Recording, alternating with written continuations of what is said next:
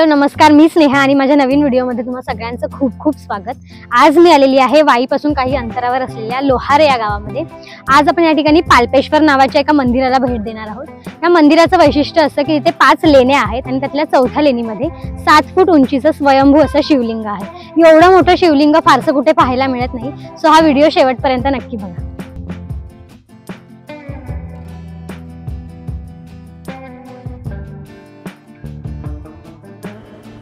पाल्पेश्वर लेणी पाहण्यासाठी आम्ही मस्त हिरव्यागार झाडा झुडपातून वेगवेगळे ओढे पार करत अखेर पाल्पेश्वर मंदिराला जाण्यासाठी जी पायवाट आहे तिथून मंदिराकडे निघालो। पाल्पेश्वर हे मंदिर वाई तालुक्यामध्ये येतं। वाई तालुका हा पश्चिम महाराष्ट्रातील एक ऐतिहासिक गावच आहे। कृष्णा नदीच्या तीरावर वसलेलं एक टुमदार शहर आपण त्याला म्हणू शकतो। वाईला जसा कलेचा इतिहास असा ठेवा लाभलेला आहे, तसाच निसर्ग सौंदर्याचा सुद्धा ठेवा लाभलेला आहे। परिसरात अनेक किल्ले, धरण आणि लेणीसुद्धा आहेत। त्यातीलच एक लेणी म्हणजे ही पाल्पेश्वर लेणी। आता आपण पाल्पेश्वर मंदिराच्या अगदी जवळ आलेलो आहोत। आपण आता काही वेळातच त्याच्या पायथ्याशी पोहोचणार आहोत। पायथ्यापर्यंत आपल्याला गाडीची सोय आहे, तिथपर्यंत आपण गाडी घेऊन जाऊ शकतो। पण त्यानंतर आपल्याला एक साधारण 300 फूट उंच डोंगरावरती आपल्याला चालत जावं लागतं। तिथे अशा स्टेप्स केलेल्या आहेत, त्यामुळे असं काही कठीण असा रस्ता नाही, तुम्हाला पुढे दिसेलच। लोहारे गावच्या ग्रामस्थांनी एकंदरीत पाल्पेश्वर मंदिराचा, लेण्यांचा इथे इतिहास लिहिलेला आहे पर्यटकांसाठी। आणि या ठिकाणाहून पायथ्याच्या ही सुरुवात आहे मंदिराकडे जाण्यासाठी।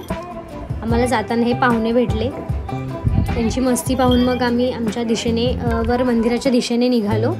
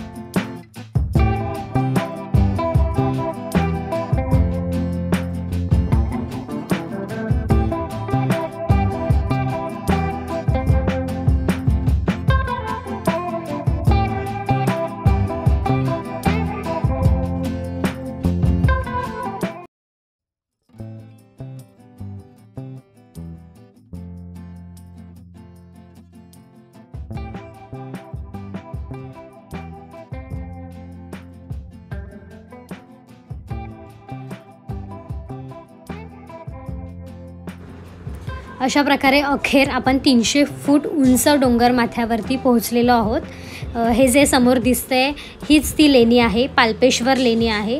यामध्येच आपल्याला जे आहे ते मोठं शिवपिंड पाहायला मिळणार आहे। पाहूयात आपण। वाई तालुक्यातील लोहारे गावच्या डोंगर कुशीत लपलेल्या पाल्पेश्वर नामक पांडवकालीन या लेण्या आहेत। सुमारे 300 फूट उंच डोंगर माथ्यावर एकाच रांगेत या लेण्या आहेत। यामध्ये पांडवकालीन गुहा देखील आहेत। सर्वात मोठ्या गुहेमध्ये मोठ्या आकाराचे शिवपिंड देखील आहे। हेच आपण आता पुढे पाहणार आहोत।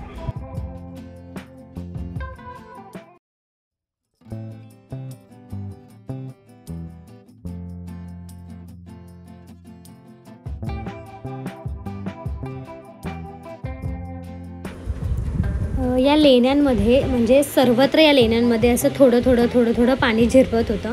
म्हणजे आपण जे नैसर्गिक पद्धतीने झऱ्याचं पाणी म्हणतो तेच ह्या लेण्यांमध्ये होतं. आणि ह्याचं वैशिष्ट्य असं आहे, या लेण्यांमध्ये म्हणजे आपला पावसाळा असो उन्हाळा असो 12 महिने या लेण्यांमध्ये पाणी हे असतंच. आणि ते सुद्धा नॅचरल पद्धतीचं, म्हणजे साठलेलं पाणी असं नसतं, ते कंटिन्यू हे असं झिरपतच असतं पाणी.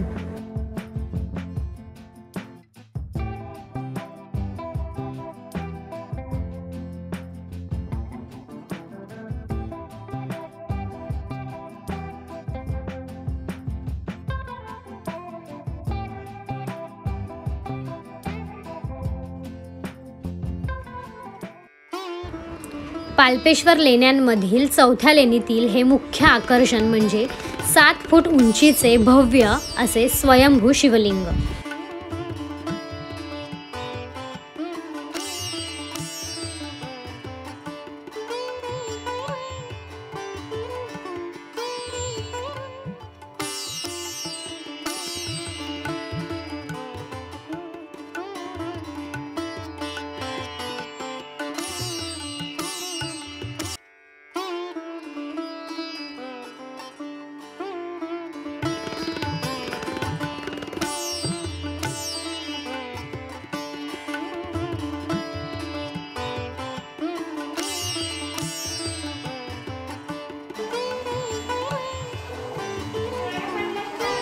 या लेण्यांमध्ये इतका थंडावा होता की इथून बाहेरच जावंसं वाटत नव्हतं. प्रचंड अशी सकारात्मक ऊर्जा आणि असा थंडावा या लेण्यांमध्ये जाणवत होता. जे खाली पाणी साठलेलं होतं, जे पाणी झिरपत होतं ते सुद्धा अतिशय थंड आणि स्वच्छ होतं. खूप छान वाटत होतं. आता आपण जातो सीता जिथे स्नान करायची तिथे. ही एक गुफा आहे, इथे सीता स्नान करायची.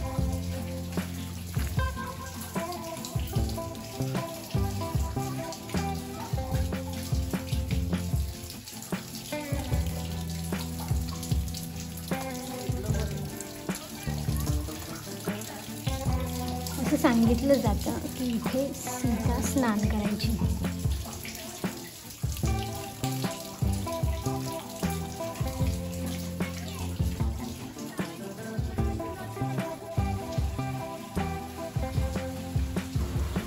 या आहेत 5 गुहांमधील पांडवांच्या खोल्या. या ठिकाणी पांडव राहायचे असं सांगितलं जातं. या ठिकाणी थोडंसं असं कातळ शिल्पसुद्धा पाहायला मिळालं. भव्य अशा या खोल्या आहेत जिथे पांडव वास्तव्यासाठी होते.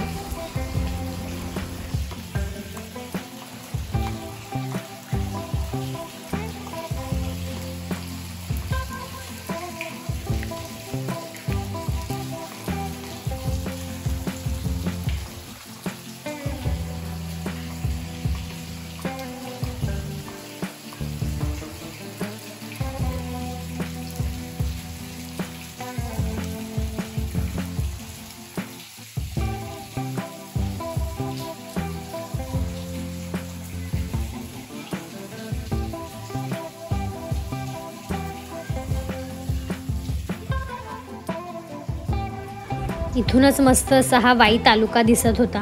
निसर्गरम्य अशा वातावरणात इतक्या उंचावरती ही जी लेणी आहे, खरंच प्रत्येकाने येऊन बघण्यासारखं हे ठिकाण आहे.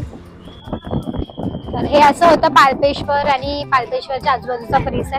तुम्हाला हा ब्लॉग कसा वाटला हे कमेंट करून नक्की सांगा. आणि आणखी साताऱ्यामधली कोणती ठिकाणं तुम्हाला बघायला आवडतील हे सुद्धा सांगा. लाइक करो, शेयर करो, सब्सक्राइब करो.